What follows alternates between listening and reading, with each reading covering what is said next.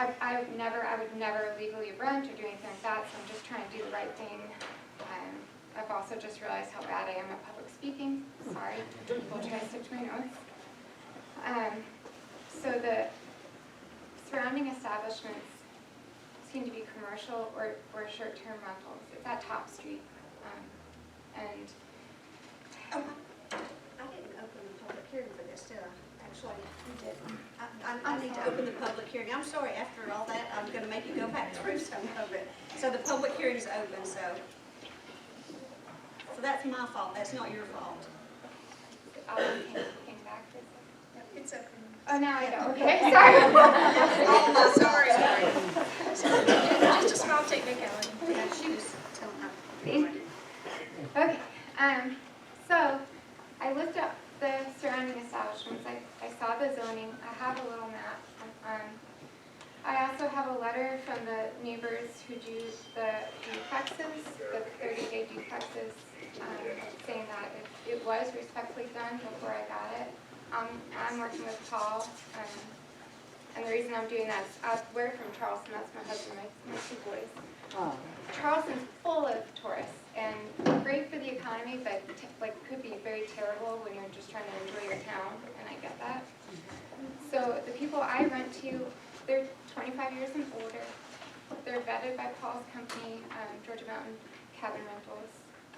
We take advance payment. We do all the things we're supposed to do to make sure.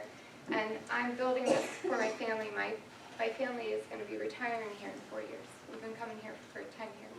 My husband's a police officer, and this is our plan to raise our kids here. So I would never want to do anything that leaves a negative impact or footprint on this town. Thank you. I mean it. This is the most beautiful town ever.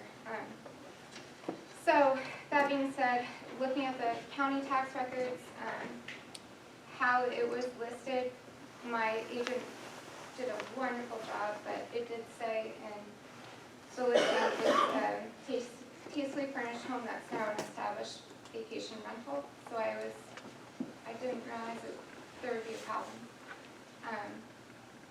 So I'm basically asking you to consider that, and if there's anything else I can provide, I'm happy to do that. And I did print this out for you all with the, just so you can see. So when I bought it, I did do due diligence. I saw the disclosure though, and it did state on the disclosure that You have to you reapply. have to reapply. Yeah. And absolutely, Yeah. I did. So it wasn't a And guarantee. this MLS disclosure says all information is guaranteed reliable. I mean, it is deemed reliable and not guaranteed. You know, Totally there's understand. disclosures on there too. But it also, number 2, under covenant fees and assessments, it said no conditions and no restrictions as well on the disclosure statement. Well, and that would be a fault of the seller. The agent. That would really, go back on the so, agent yeah, and the depending on seller. how they disclose it, to me, the city has nothing to do with the Has nothing to individual do with property us. owners. That would be a real estate Right, liability question. And then this was actually what was posted that she was talking about. This is how it was listed. In their defense, usually covenants and restrictions refers to like subdivisions, covenants and restrictions, but I think people forget that the city does have zoning, which is a restriction, and they just forget to put it. Okay, we're still in her 10 minutes, so I don't know if she has I'm anything else. I'm done. Yeah. Please let me done. I'm sorry. Don't be so nervous. Okay, do we have anybody that opposes, that wants to come up and speak?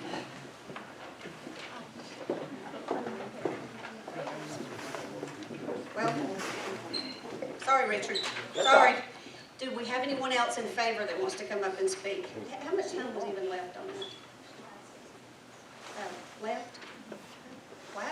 She did really good in 4 minutes to get that much out. Anyone else that is in favor that wants to speak? Okay. All right, Richard. Now you can talk. Really made it difficult for you to talk tonight, haven't I? No, that's all right. It's your last meeting. Yeah. This is not personal, Miss Abigail. Most of these folks up here know I make my living in short-term rental management. I live half a block, or 2 blocks away from this property. The way it got into short-term rental the last time was it was turned down at planning and zoning, turned down here, but the owners had paid their taxes after renting it for several months, which made a binding contract with the city. The city had to come back and let them keep it in short-term rental. Has nothing to do with the application today. And we all know that I think every short-term rental special permit's been denied. And we're setting a bad precedent if we approve this one. The city, most of the folks who live in the city don't want short-term rental in the city. That's why you passed it only in CBD. So keep it in CBD. Do not pass a special permit, please. All right, anyone else opposing? Okay, I'll close the public hearing. Okay, now you can have the discussion. Back to your, Well, I think we discussed it. We discussed it. okay, so are you ready to vote? we're talking. Do you want to do the Oh, Jeff's Jeff, recommendations? just bring his recommendation forward.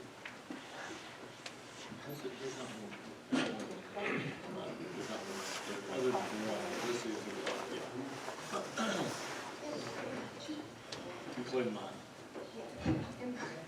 Oh, yeah. I really don't have anything other than it's been rented all this time, it was sold. Don't know of any problems, any calls if there are any problems with neighbors, whatever. So strictly up to y'all. It is part of the ordinance that it can be approved if council so see it. I will correct one thing, night rentals allowed in any commercial C1, C2, CBD, and M1. Not in residential unless you have a special name in the program. Thank you. And I do want to say one thing myself. I visited the neighbor up there, and it wasn't in regard to this. This was about 2 months ago, before this even came up as a rezoning variance.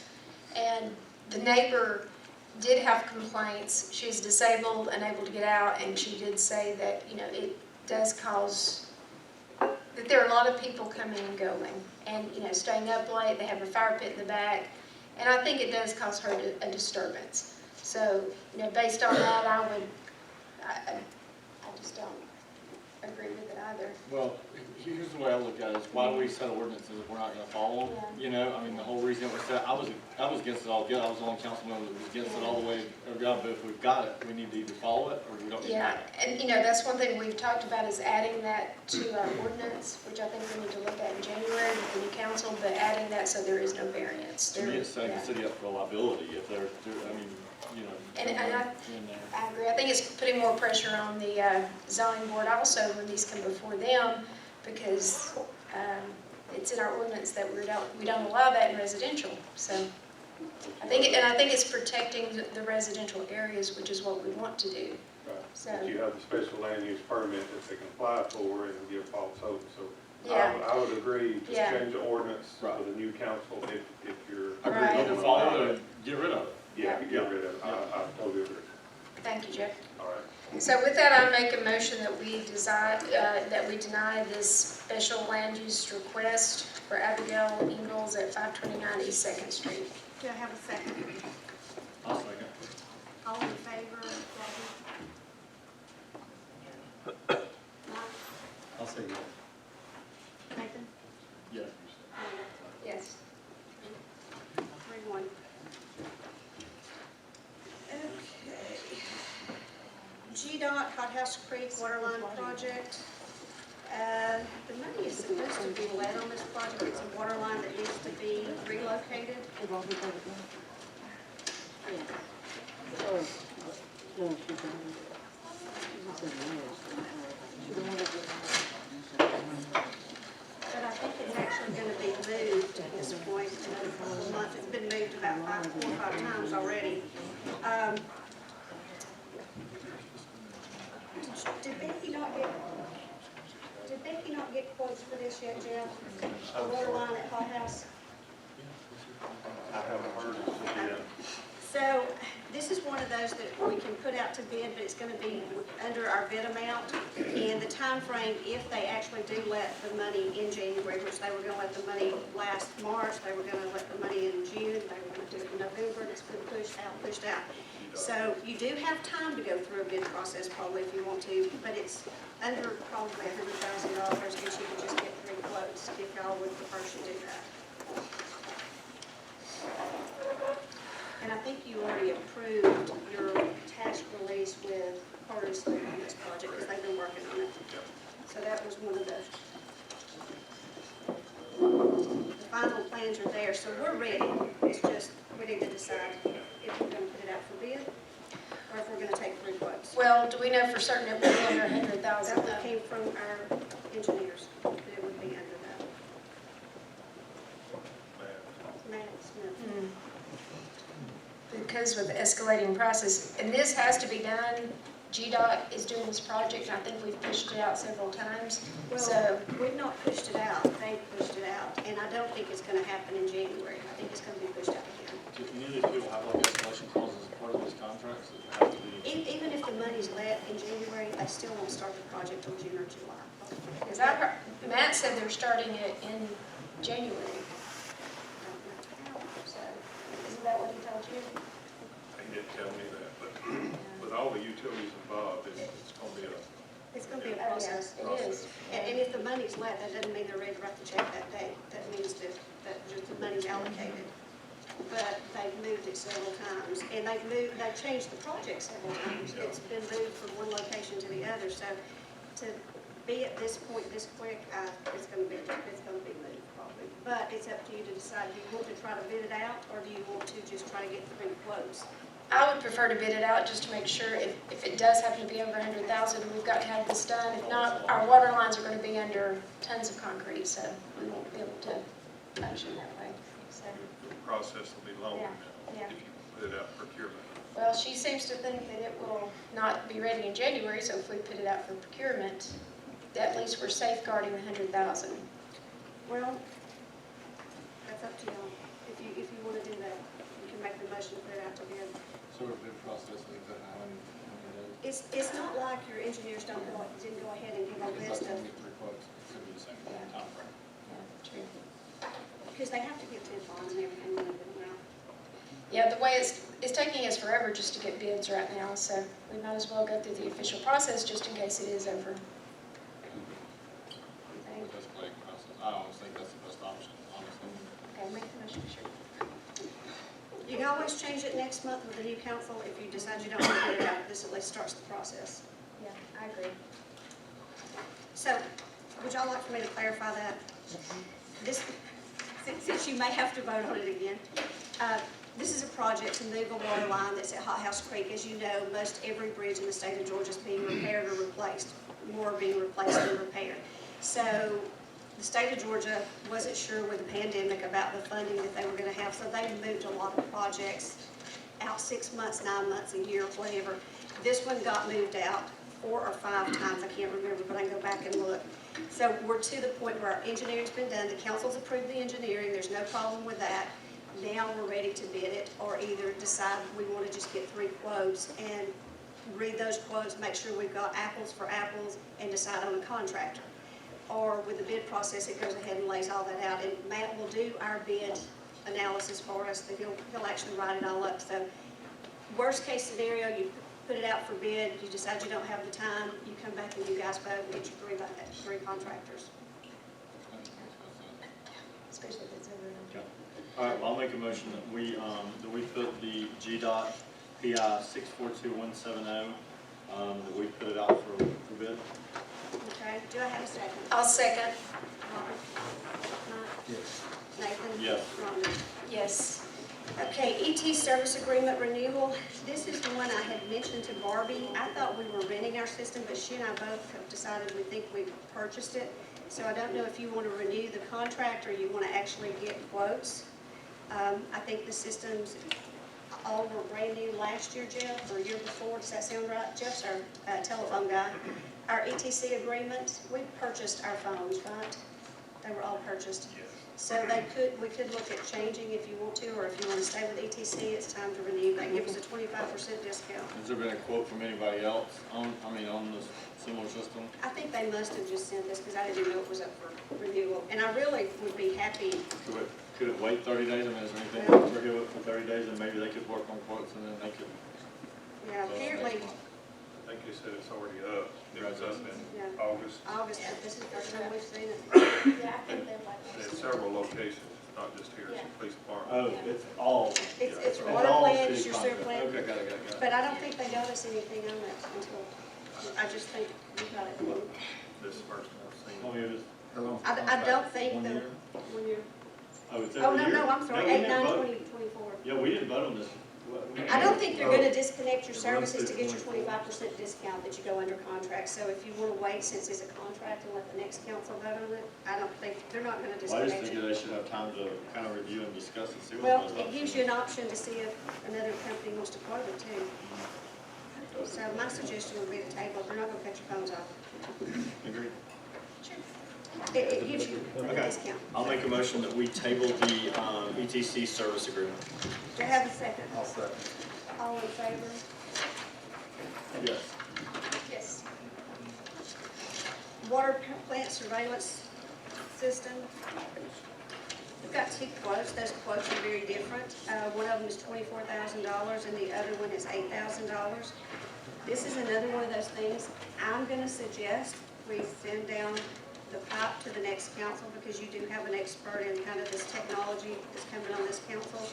It's up to y'all. There are cameras at the water plant currently that are operational, but I really feel like you probably has enough knowledge to know the differences in these cameras and the systems, and last thing you want to be is out of date 6 months after you put in a new system. And again, yeah, there Huge is. difference, yeah. That So, probably goes on good fire. Yeah, I agree. no one has an issue. I'd like to recommend we table it. I'm fine with that. I think the new council will actually look at who's going to monitor our security as well. Maybe take bids on that, so we can do that as well. Motion? I'll make a motion that we table the estimates as far as security and surveillance at the water plant. Okay, do I have a second? Bobby? Yes. Nathan? Yes. Rhonda? Yes.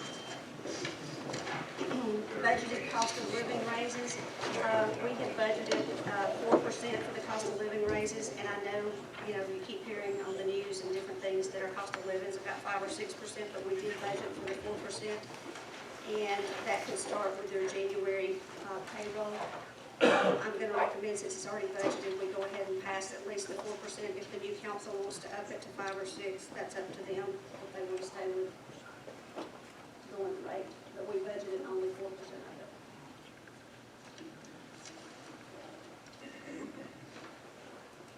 I'll make a motion that we go ahead and give a 4% budgeted pay raise to the employees. Do I have a second? All employees, correct? All All employees, yeah, I'll second that. Okay, Brody? Mike? Yes. Nathan? Yes. Rhonda? Yes. Mayor Whitener, could we get people to speak up? We still can't, I can't hear those over there at all when they're See if you can responding. move your microphone closer. Can you hear me, Donna? Yes. Okay. Maybe just sit closer to them. Okay, the FEMA determination memo, number 7, with our project at Bullen Gap. They have said that they're not paying a portion of it. That has been broken down into a smaller amount. There was a portion, our water line was not in the center of the road, it was on the edge of the road. We lost the edge of the road, so we had to put the water line back. When we did, we put it through the center of the road. We also had some other issues on that road, so we went ahead and paved our road. I think y'all sent it the line, the city county line, that's what we decided. So they're not paying anything from mountaintops to the line. So there needs to be an appeal. This council will need to do an appeal that's coming up. We've already been working on this. Okay. There's going to be an appeal. I think what happened was the road got paved beyond the scope of the work. So the FEMA work, the disaster area was up to the mountaintops. It was paved beyond that, and really what should have happened, I talked to Alicia about it, we had a meeting about this.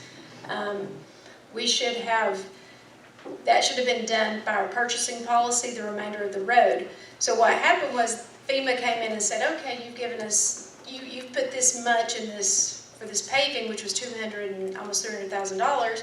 So we're going to give you the amount of money to this point. Well, the majority of the money was actually spent on gravel, on railings, on all this other stuff. So they're saying, oh, we're just going to cut it in half. We never should have turned in the rest of that. That was non-FEMA. So Johnson Paving they gave us the original submitted, and it was all included. So what we're going to send back with the appeal. The part that was not in it was actually 25,000. So, but they're trying to say, oh no, we're just going to split it down the middle, and you're going to not get back 136,000. So what we're going to appeal is a 25, which never should have been turned in with FEMA in the first place. So, because it wasn't part of that natural disaster area. Does that make sense? Was the restructuring of the water lines? No, the water lines only, the water lines were in the original, and they only went to the mountaintops entrance. Yeah. So that was actually in the original. We've already been reimbursed for the 60,000 and 65,000 on that. What we're being disputed on is the paving bill.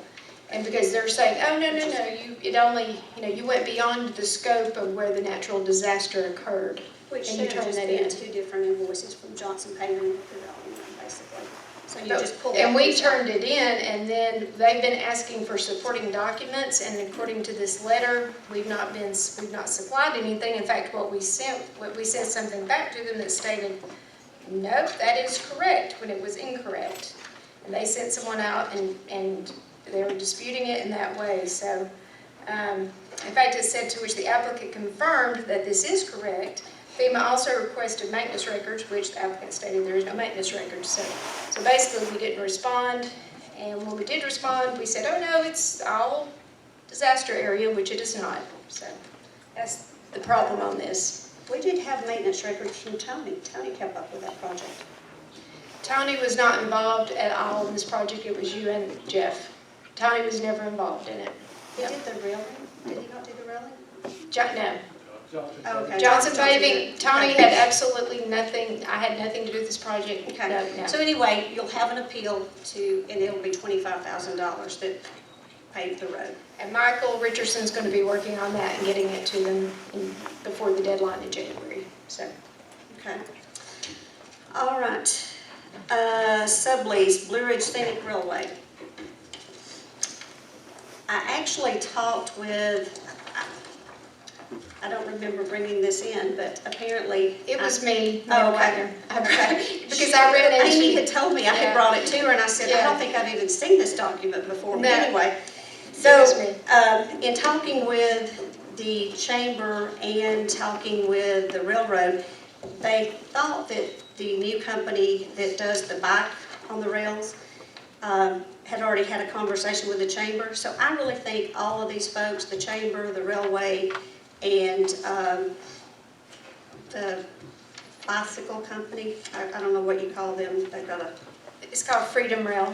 well, I know, but they do those It's a bike division. rails. Yeah, bike rails. So anyway, they're wanting to lease a portion of the caboose, so I think this is something else that we should let be tabled, because I think there needs to be a conversation between all three parties. So I've been speaking to all of them, and everybody's fine with that. Basically, what they want to do is, they're part of the railway system anyway. They're leasing the caboose. So they're going to offer a space to them so that they can have a ticket area. And personally, I don't see a problem with it. Have you talked to the chamber? Yeah, I've been talking to everyone, so. Okay. And all that's in agreement? Who at the chamber was in agreement? Christie, yeah, and I've spoken to, Mike, is it Mike? He's over there. Yeah, I talked with Mike today, and I talked Yeah, with he's the one who Christine and gave- Hackett, all three. Yeah, he's the but one who gave me this. I don't think they have a problem, unless they've told you something different. I think they'd like to all meet with the council or the mayor or whoever. That's fine. So I think if you'll just table it, I think Yeah. we can work out. They're the not, issues. they're not going to be back until March, So so, that gives you time. yeah. And, yeah, I don't see a problem with it, but, Well, I think it's just that they'd be sharing the caboose, and either the chamber's willing to move out if you want them to, or whatever. So I think you just work all that out so everybody's on the same page. that's fine. So, do you want to table that? You guys want to? No, I mean, do you want to table it to your next meeting? That's fine. Is that a motion? I'll make a motion that we table the Blue Ridge Scenic Railway Okay, subdivision. do I have a second? I'll say All in favor? yes. Yes. Okay. Resolution to adopt hazard mitigation plan, Amy? I've just been in contact with Robert Brown. Amy? I've just been in contact with Robert Brown. Okay, He has sent over an email. The only thing that's changed in the mitigation plan is the actions, and he said not much has changed since then. So it should all, but minor changes be. And this one is something we need to get completed because we cannot get FEMA funding unless we have this in place. It's in place, it's been 4 or 5 years, so we need to reactivate this, do a resolution. I think it's been 5 years actually. And he said today that really the only changes come from population and the stakeholders and what they would consider high-risk areas. So we just need to adopt the resolution so that we can get FEMA funding, which obviously we needed this year, so. And he does need that done this meeting, it doesn't need to be tabled. And it does help if you have these things added in the event you do have FEMA issues. I know we did list the train area, the flooding on Ada Street was one of the things that I think we added some more money to because we knew that was coming up. So, okay, do I have a motion to approve the hazard mitigation plan? I'll make a motion that we approve the resolution to accept the hazard mitigation plan for Fannin County. I'll second. Wait just a minute. Do we have the mitigation? Do we have the resolution? Oh, resolution in front. Sorry. So let's read the resolution. The resolution of the City of Blue Ridge pursuant to the Disaster Mitigation Act of 2000 authorizing adoption of the Fannin County Hazard Mitigation Plan. Whereas Fannin County and its municipal governments are required to complete a hazard mitigation plan by Disaster Mitigation Act of 2000. And whereas under the provisions of the Disaster Mitigation Act of 2000, local governments that complete hazard mitigation plans will remain eligible for federal mitigation funding. And whereas Fannin County and its municipal governments have completed a hazard mitigation plan that fulfills the federal requirements of the Disaster Mitigation Act of 2000. Now therefore, let it be resolved that the governing authority of the City of Blue Ridge formally adopts this hazard mitigation plan.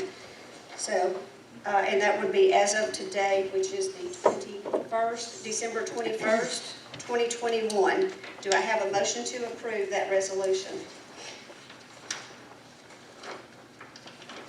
I'll make a motion that we approve the resolution to accept the Fannin County Hazard Mitigation Plan.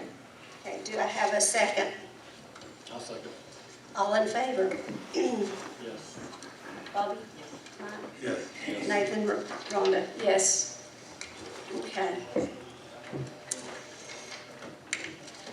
Rodman, Scott Kiker, and Wellington Ford, 200 West First Street.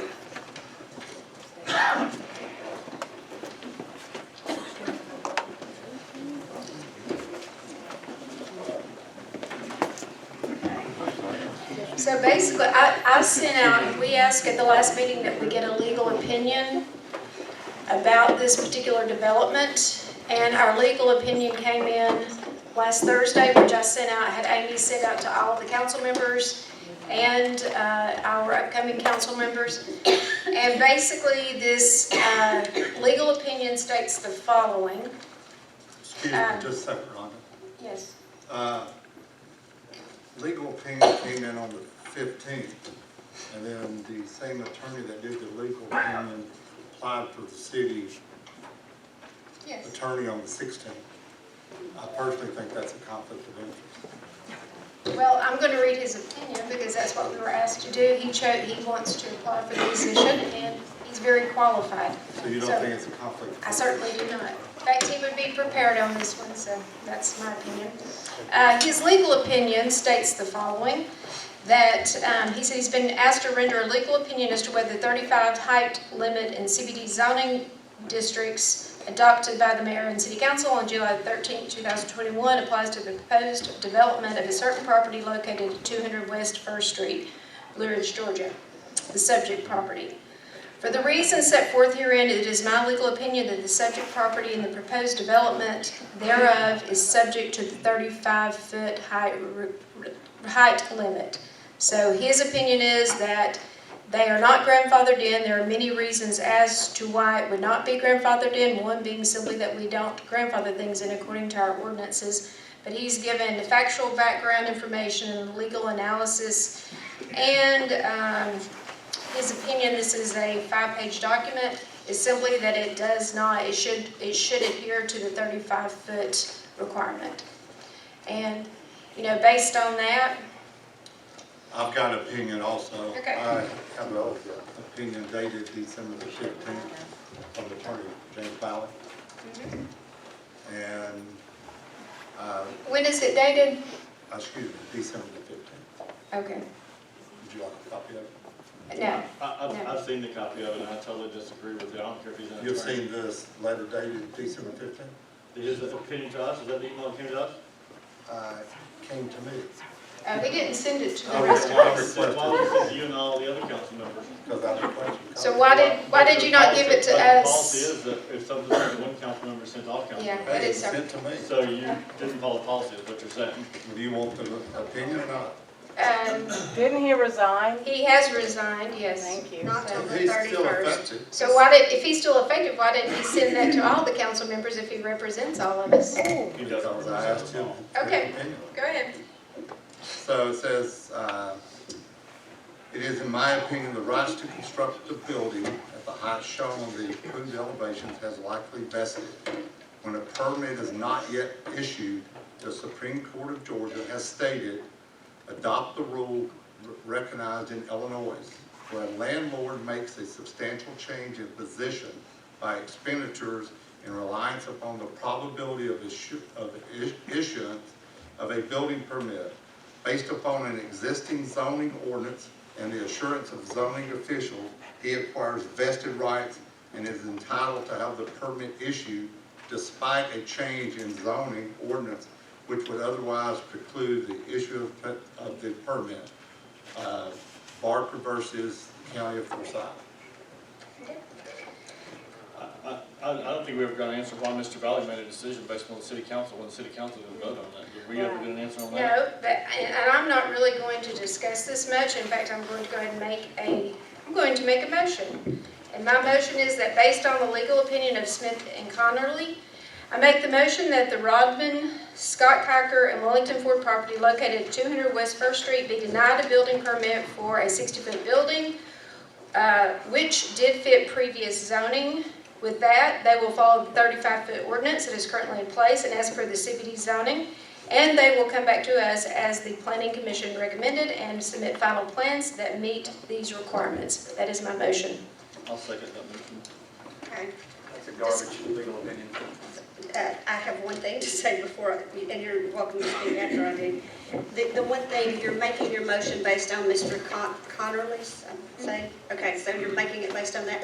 Also, he does say in here, please note that if my understanding of the operative facts is incorrect, it could affect the legal analysis set forth herein.